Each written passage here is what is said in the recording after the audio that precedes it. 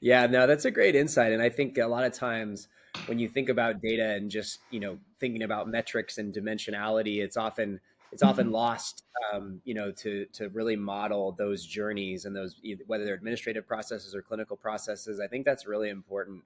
I think for teams to consider as they design, their models and how they aggregate data. It's really, really good insight. And you'd mentioned a couple other use cases about, maybe additional data, non-traditional data, even things as simple as logins and things like that that might really inform interesting insights. Tell us a little bit about some of that other, underutilized data that you see in and around, within the HR that's not just like the clinical record.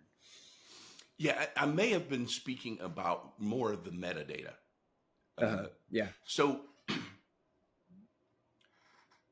I'm sure most people, again, that would watch a podcast like this would understand the concept of metadata. But what's really fascinating is now there is a primary data collection, which would be the traditional things that that a healthcare provider would put on their paper note back in the day.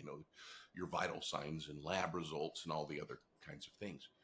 But one of the things that technology allows us to do now is to collect metadata, and that's the data about the data collection itself, right? So I can tell you who did what when, through what mechanism, how were they accessing the system, where were they at the time, what part of their workflow were they in when this piece of data was put in.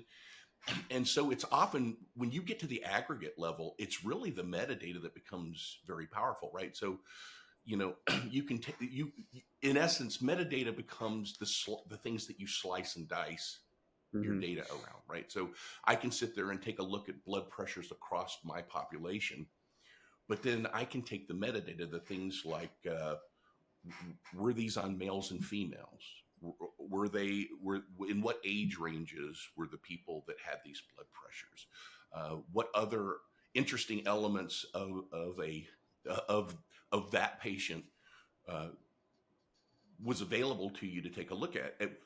Where Yeah. were they in your system? Are you, in essence, you can even get to the world where if you were a complex system, you could say, well, are we doing things the same way in every location? Are we having the same success or the Mm. same failure in every Yeah. location? Because you can slice and dice by those things, and that's how you start to get insights.